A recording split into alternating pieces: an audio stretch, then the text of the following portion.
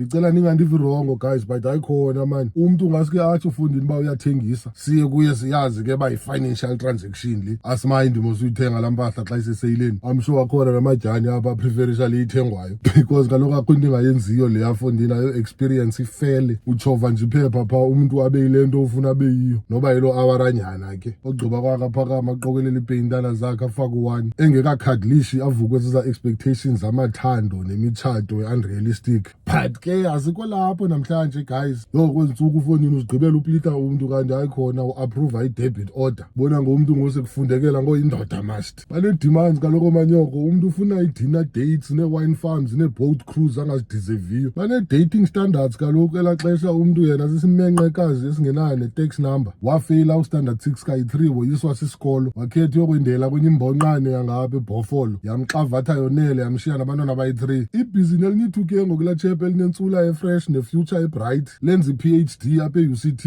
Yena ngumother of 3 oleqe 40 years. Onentsula enxaphileyo enemileage eza-trains thutha amalahle. Phofu kwa ithu kwabantwana kuthiwa yoyalabharo yabanjiswa amalahle. But ke wethu guys, kusemhlabeni apha manyazi. Umntu makabe yile nto afuna uba yiyo. As long as yena ehappy ngesiqu sakhe. Andikho perfect mna qala kule ndawo ndihleli kuyo.